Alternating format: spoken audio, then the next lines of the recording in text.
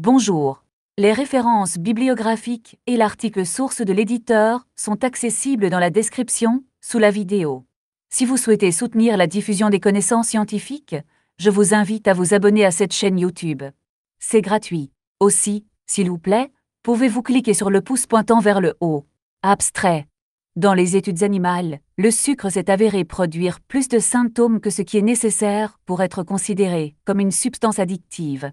Les données animales ont montré un chevauchement significatif entre la consommation de sucre ajouté et les effets de type médicament, notamment la frénésie, la désir, la tolérance, les effets de retrait, les effets croisés, la tolérance croisée, la transmission, la récompense et les opidés. La dépendance à la sucre semble être une dépendance aux opioïdes endogènes naturels qui se libèrent à la consommation de sucre. Chez les animaux et les humains, les preuves de la littérature montrent des parallèles et un chevauchement substantiel entre les médicaments d'abus et de sucre, du point de vue de la neurochimie cérébrale ainsi que du comportement.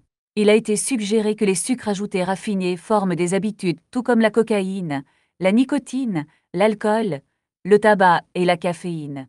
En fait, les fumeurs chroniques suppriment mieux leur envie de cigarette que leur envie alimentaire. Certaines personnes signalent une augmentation des envies après avoir abandonné les cigarettes, ce qui représente probablement le gain de poids typique associé à l'arrêt du tabagisme. En fait, le glucose oral peut même réduire les envies de tabac et l'inconfort de sevrage. Une étude chez les personnes dépendantes de la cocaïne a noté que leur goût et leur manque de nourriture étaient encore plus importants que celui de la cocaïne. Comme les aliments sucrés sont les aliments les plus envisagés, cela suggère que la récompense et les envies des sucres ajoutés pourraient être comparables à celles des substances addictives. En effet, les envies alimentaires ont un chevauchement significatif avec des envies de médicaments, et les études animales montrent que la douceur, comme le sucre ou la saccharine, est préférée même à celle des médicaments addictifs comme la cocaïne. Un sucre est introduit même chez les rats de laboratoire déjà dépendants de la cocaïne, les rats passeront presque toujours à la consommation de sucre.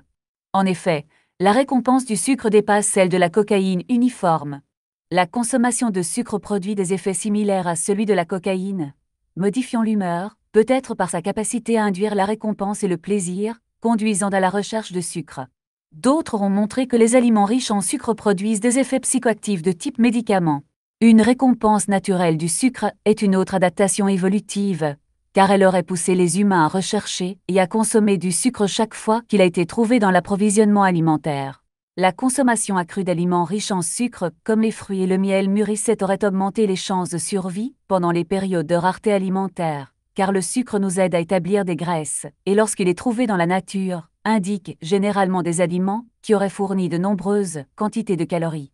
Les personnes avec les plus grands magasins de graisse avaient probablement un fort avantage évolutif en ce qui concerne la survie en période de pénurie alimentaire. Ainsi, les envies de sucre ont probablement conféré un fort avantage évolutif. Malheureusement, les humains ne se sont jamais adaptés à la récompense intense qui suit la consommation de sucre ajouté très raffiné, et la disponibilité 24/7 de ces sucres nous offre peu de sursis. En d'autres termes, nous pouvons courir du sucre, mais nous ne pouvons pas nous cacher. Les formes les plus courantes de sucre ajouté sont le saccharose sucre de table et le sirop de maïs riche en fructose. Chacun contient les sucres simples de glucose et de fructose. Cette récompense, contre-nature de la consommation de sucre dépassée celle des médicaments d'abus dépasse nos mécanismes de maîtrise de soi, nous prédisposant à la dépendance au sucre. En effet, les substances sucrées sont extrêmement gratifiantes pour les humains et autres mammifères, mais il semble y avoir des différences génétiques dans la force de cette préférence pour la douceur. Et avec le récent édulcorant du régime alimentaire mondial, il a suivi une augmentation spectaculaire de la consommation du sucre. La raison pour laquelle nous ne pourrons pas abandonner les trucs sucrés est que les sensations sucrées sont l'un des plaisirs sensoriels les plus intenses que les humains éprouvent à l'époque moderne. Notre recherche de substances sucrées dépasse tout besoin métabolique. Et il n'existe aucune exigence physiologique pour consommer un seul gramme de sucre ajouté car il n'existe techniquement pas un glucide essentiel contrairement à celui des protéines ou des graisses. Néanmoins, comme nous l'avons discuté précédemment, la consommation de fructose a joué un rôle essentiel dans l'évolution humaine. Bien que les individus puissent clairement prospérer et survivre sans sucre ajouté, les espèces humaines n'auraient probablement pas survécu très longtemps sans envie et consommation de sources naturelles de fructose. La question de l'attractivité des bonbons chez l'homme est encore compliquée par le fait que les individus perçoivent la douceur différemment. La tendance à ressentir la dépendance au sucre raffiné est probablement enracinée à la fois dans la perception du goût sucré et la préférence de chaque individu, reflétant probablement des facteurs génétiques. Ainsi, bien que les humains aient la capacité de devenir accros au sucre, la tendance à le faire est probablement multifactorielle. Le sucre se comporte-t-il comme un médicament ? De nos jours, le sucre a été affiné à l'état d'une substance de type chimique. En effet, lorsque la canne à sucre est écrasée et épuisée de tous ses contenus liquides, bouillie, à un sirop, secouée puis dépouillée de toutes ses vitamines, minéraux et mélasse, nous nous retrouvons avec des cristaux blancs purs.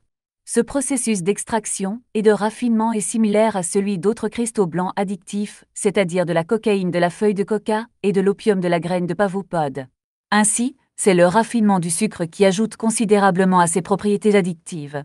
Au cours de notre histoire évolutive, nous n'avions accès qu'au fructose dans le miel, les fruits et certains légumes, et dans ces sources, des fibres et d'autres substances sont présentes qui sont lentes et limitent l'absorption du fructose. Avec de faibles niveaux de consommation de fructose typiques de notre histoire évolutive, environ la moitié est convertie en glucose et un quart est converti en lactate. Très peu de fructose est converti en graisse lorsque la consommation est à un niveau bas, et que la synthèse des acides gras n'est pas non plus régulée à la hausse.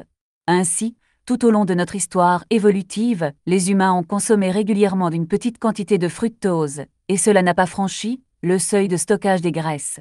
Ce n'est que lorsqu'ils se sont moqués de fructose après avoir trouvé une ruche ou un grand approvisionnement en fruits mûrs, ils stockent des graisses supplémentaires. Surtout, les antioxydants naturels contenus dans ces aliments naturels auraient diminué la formation de réserves de graisses inflammatoires, contrairement à celle avec la consommation de sucre ajouté. Mais le sucre se comporte comme une drogue d'abus ? Il a été noté que la même augmentation de la liaison aux récepteurs de la dopamine D1 et une diminution de la liaison des récepteurs D2 dans le striatum qui se produit avec l'administration de cocaïne se produisent également avec un accès intermittent au sucre ou au glucose. Les rats ayant un accès intermittent au sucre ont également la même diminution de l'ARN du récepteur D2 dans le noyau accumbène, qui se produit avec la morphine et la cocaïne. De plus, la même augmentation de la liaison des récepteurs Mi qui se produit avec la cocaïne et la morphine se produit avec un apport en sucre intermittent. Et enfin la même libération de dopamine et la réduction de l'acétylcholine extracellulaire dans le noyau accumbène indiquant à la tolérance qui se produit avec l'injection de morphine se produit avec une frénésie de sucre. La figure 1 fournit un schéma de dépendance au sucre. La connexion sucre-médicament va encore plus loin car le transfert de dépendance peut se produire entre le sucre et les drogues d'abus et d'alcool. Certains patients en surpoids peuvent transférer leur dépendance à des aliments à haute teneur en sucre à des médicaments addictifs après une chirurgie de perte de poids. Dans une étude, les patients chirurgicales de perte de poids qui ont déclaré des problèmes de chirurgie de perte avec des aliments à haute teneur en sucre étaient les plus susceptibles d'avoir des troubles de la consommation de substances après la chirurgie. L'encadré 1 résume comment les sucres ajoutés, sucre raffiné et sirop de maïs rare à haute teneur en fructose se comportent comme des drogues d'abus. Afin de comprendre si le sucre est addictif, nous devons comprendre la toxicomanie. Prenons par exemple la dépendance aux opiacés, qui peut être diagnostiquée si l'analoxone, un antagoniste opiacé, produit des signes de retraite ultérieure. Étonnamment, c'est exactement ce qui se produit lorsque les animaux sont nourris au sucre puis administrés de l'analoxone. Plus important encore, le retrait qui se produit avec de l'analoxone chez ces animaux en train de manger du sucre est similaire à celui trouvé avec de la nicotine ou de la morphine. La dépendance à la sucre semble être une dépendance à l'égard des propres opioïdes endogènes naturels du corps qui se libèrent sur l'apport en sucre. En effet, il y a des parallèles et un chevauchement substantiel entre les médicaments d'abus et le sucre, du point de vue de la neurochimie cérébrale ainsi que du comportement. Revenons donc à la question, est-ce que le sucre est addictif ? Le terme dépendance est généralement réservé aux drogues d'abus, c'est-à-dire de la cocaïne, de l'héroïne, de la morphine, de la nicotine et de l'alcool, et est souvent utilisé synonyme de dépendance. Le manuel diagnostique et statistique des troubles mentaux, la 5e édition définit le trouble de la consommation de substances C. AD. La dépendance si au moins 2 à 3 critères symptômes existent à partir d'une liste de. Il s'agissait d'un changement par rapport au manuel diagnostique et statistique des troubles mentaux, 4e édition, qui a classé la toxicomanie et la dépendance aux substances en tant que troubles distincts, et la toxicomanie n'a nécessité qu'un seul critère. Dans le manuel Diagnostic et statistique des troubles mentaux, la 5e édition, ces deux catégories ont été combinées en troubles de la toxicomanie. Il est également intéressant de noter que le trouble de l'alimentation excessive a été ajouté au manuel Diagnostic et statistique des troubles mentaux, 5e édition. Les aliments sucrés et riches en graisse sont préférés par ceux qui souffrent de troubles de l'alimentation excessive et que ces préférences sont médiées par le système opioïde endogène. Dans les modèles animaux, le sucre produit plus de symptômes, par exemple les envies, la frénésie, la tolérance et le retrait, que ce qui est nécessaire pour être considéré comme une substance addictive. Nous pouvons donc être assez confiants que le sucre est en effet addictif dans les modèles animaux. En fait, les données sur les animaux démontrent un chevauchement significatif entre la consommation de sucre ajouté et les effets de type médicament, produisant 1. La frénésie, 2. La soif, un fort désir de utiliser, 3. La tolérance, escalade progressive avec l'admission avec une utilisation répétée, 4. Le retrait des signes physiologiques négatifs. Les animaux deviennent tolérants aux effets analgésiques de la morphine après l'apport chronique du sucre et de la saccharine, 7. De la dépendance croisée, suppression des symptômes de sevrage avec certains médicaments, 8. Récompense, libération intense de la dopamine dans le cerveau, et 9. Effets d'opioïdes, tels que la libération des opions endogènes sur les substances sucrées consommatrices. D'autres symptômes de narcotiques, travaux, changements neurochimiques dans le cerveau. Une personne peut devenir dépendante du sucre en raison de la dépendance à ses propres opioïdes libérés de manière endogène. Ceci est particulièrement révélateur lorsque vous regardez les patients atteints d'anorexie qui peuvent être dépendants de la famine par la même voie de dépendance qui se produit lors de la consommation de sucre, c'est AD. La dépendance aux opioïdes libérés endogènes qui se produisent pendant la famine. Si l'anorexie peut être classée comme une maladie et est apparemment la dépendance du corps à ses propres opioïdes libérés de manière endogène, alors la dépendance au sucre, dépendance aux opioïdes libérés de manière endogène sur la consommation de bonbons devrait également être en mesure de tomber sous la classification d'une maladie. Le sucre est-il addictif? Chez Hello Maidens, le sens le plus pur, la dépendance est simplement une dépendance psychologique, mais aussi une dépendance physiologique au sucre. Bien qu'il n'y ait pas d'accord universel pour la définition de la dépendance, certaines caractéristiques doivent être présentes afin de diagnostiquer une dépendance, c'est AD. Les envies, la tolérance et le retrait, autrement connus sous le nom de triade de la toxicomanie. Pour que le sucre soit vraiment considéré comme addictif, il doit être capable d'induire un retrait. Et pour que les humains aient des retraits du sucre, un seuil doit être atteint. Ainsi, une certaine dose de sucre doit être consommée pendant un certain temps où des changements neurochimiques se produisent dans le cerveau.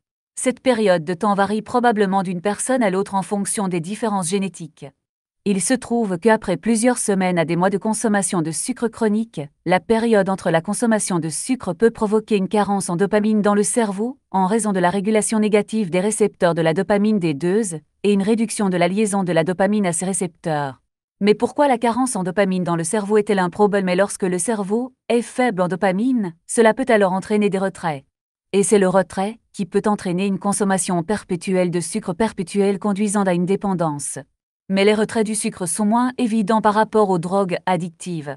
En effet, les gens ne sont pas visiblement suspendus sur le sucre, et ils n'ont pas non plus de signes de retrait mortel ou même physiquement apparents. Mais cela ne signifie pas que le retrait du sucre n'existe pas dans le cerveau. En fait, le manque de dopamine dans le cerveau pendant les périodes entre la consommation de sucre a été suggéré pour conduire à des symptômes de type d'hyperactivité avec un déficit d'attention tel que l'hyperactivité, le déficit de l'attention, la distraction et la diminution des performances. Essentiellement, les symptômes de type trouble de l'hyperactivité du déficit de l'attention pourraient être un signe de sevrage de la consommation de sucre ajouté raffiné. En fait, l'obésité, le trouble d'hyperactivité du déficit de l'attention et la dépendance à la drogue, à la cocaïne et à l'héroïne partagent tous la même régulation négative des récepteurs de la dopamine D2 dans le cerveau. Cela suggère que les trois conditions ont le même problème sous-jacent, carence en dopamine. Pendant les périodes de sucre, un état léger de la dépression peut s'ensuivre en raison d'une carence en dopamine qui peut être temporairement soulagée en consommant plus de sucre, d'où le terme solution de sucre. Cela conduit un cercle sans fin et vicieux de haut et de bas de la dopamine, perpétuant la poursuite de l'apport en sucre et la dépendance à son apport. Le sucre et les glucides glycémiques élevés ont également un effet sur la sérotonine cérébrale. Après avoir consommé un repas riche en sucre ou en glucides, il y a une augmentation de la sérotonine cérébrale. En d'autres termes, les gens peuvent surconsommer du sucre car cela les fait se sentir mieux. Au fil du temps, Cela peut entraîner un épuisement de la sérotonine dans le cerveau, perpétuant la dépendance au sucre. Comme nous l'avons discuté, ces patients ont également tendance à être déficients en dopamine, avec une régulation négative des récepteurs de la dopamine. Cette combinaison pourrait bien expliquer l'association de l'obésité avec de nombreux autres troubles cérébraux comme la dépression, les troubles anxieux, le trouble bipolaire et le trouble d'hyperactivité avec déficit de l'attention. Après avoir consommé de grandes quantités de sucre, une baisse de la glycémie peut provoquer une dépendance supplémentaire du sucre. Tout au long de nos antécédents évolutifs, les faibles glycées dans le sang signifiaient il est temps de manger, et si cela était en train de donner la chance, il était parfaitement logique de manger quelque chose avec du sucre ou de l'amidon, le moyen le plus rapide de restaurer des niveaux de glucose normaux. Les envies de la faim et de sucrer ont augmenté les moyens de mère nature d'accomplir cette tâche critique. Mais aujourd'hui, avec un approvisionnement constant de sucre ajouté, facilement disponible, prenant la consommation de sucre comme traitement des faibles glycées dans la glycémie peut aggraver la situation. Comme on estime désormais qu'environ 0 million d'Américains ont une résistance à l'insuline, une grande partie de la population pourrait être particulièrement à risque de dépendance au sucre. La dépendance à la sucre pourrait prédisposer à la toxicomanie. Le sucre produit des effets de type médicament qui peuvent augmenter le risque de toxicomanie. En effet, le sucre peut avoir un effet de passerelle car il saisit les drogues d'abus. Cependant, ces effets ne sont pas toujours reproductibles et plus de travail chez l'homme est nécessaire pour élucider pleinement ces effets. La consommation de sucre a même provoqué une augmentation de l'apport d'alcool pendant les périodes d'abstinence de sucre. Les rats donnés par les injections quotidiennes d'amphétamines deviennent hyperactifs après avoir goûté au sucre. Et cela se produit même lorsque de faibles doses d'amphétamines sont utilisées. Il a également été constaté que le sucre s'est avéré en cas de cocaïne et peut entraîner une sensibilisation à l'agoniste de la dopamine qu'un-pyrrole. Ces données suggèrent que la consommation de sucre peut sensibiliser le système de dopamine cérébral, contribuant à la toxicomanie et aux abus de polysubstances. De plus, les animaux qui préfèrent la douceur seront auto-administrés de la cocaïne à un rythme plus élevé, ce qui peut être dû aux effets dopaminergiques, cholinergiques, à l'immersion des opioïdes et aux effets d'immeubles stimulants comme la dexamphétamine, le méthylphénidé et le modafinil bien que plus petit en amplitude. Le glucose postérieur peut activer le circuit de récompense de la dopamine cérébrale indépendamment du goût sucré, et cet appétit sucré peut même être stimulé par la présence de glucose dans le tractus gastro-intestinal. Contrairement à la toxicomanie ou à l'alcool, en général, la dépendance au sucre a peu d'impact social négatif direct sur les individus ou leurs familles. La dépendance à la sucre a un impact clair sur notre santé collective, elle nous rend gras et métaboliquement malades. Le fructose dans le saccharose, le miel, le sirop de maïs à haute teneur en fructose et les fruits ont peu d'impact sur le stockage des graisses lorsqu'il est consommé en petite quantité. C'était clairement ainsi que les humains interagissaient avec des sucres simples, la plupart du temps, dans le passé. Nos anciens ancêtres se déplaçaient sur les fruits ou le miel lorsqu'ils étaient disponibles, mais ces épisodes étaient clairement sporadiques. Dans le monde d'aujourd'hui, avec la disponibilité 24/7 de nourriture hautement transformée chargée de sucre ajouté, ces épisodes de désir et de frénésie seraient presque constants, conduisant à une consommation nettement accrue de fructose. La consommation excessive de fructose favorise le stockage des graisses, en particulier dans le foie. Cela soutient le vieil adage la dose fait le poison. Sur la base des preuves susmentionnées, le sucre répond à de nombreux critères de substance d'abus et pourrait être potentiellement addictif chez l'homme. Les changements qui se produisent dans la neurochimie du cerveau avec des médicaments sont similaires, bien que plus petits, à ceux qui résultent de l'apport en sucre. En raison de la nature de la dépendance, il est peu probable que dire aux gens de consommer moins de sucre réussisse. L'objectif de la profession médicale devrait être de trouver des traitements qui suppriment ou éliminent ces envies. La varénicline Chantix est approuvée par la Food and Drug Administration comme aide à arrêter de fumer le tabagisme, et elle diminue également nettement les fringales de sucre. Il existe quelques rapports de cas suggérant que la varénicline pourrait être efficace pour la perte de poids. Certains suppléments tels que le chrome picolinate et la L-glutamine auraient freiné les envies, mais à ce jour, la recherche sur ces suppléments a été limitée. Le picolinate de chrome semble être particulièrement efficace pour les patients souffrant de troubles de l'alimentation excessive et de dépression. Malheureusement, comme c'est le cas de nombreux suppléments, à l'heure actuelle, nous manquons de grandes études contrôlées en utilisant ces suppléments. En conclusion, il est maintenant temps de prendre l'habitude et de dire au revoir aux trucs doux pour de bon. Espérons qu'à l'avenir, nous aurons des traitements médicaux plus efficaces qui nous aideront dans cette entreprise critique.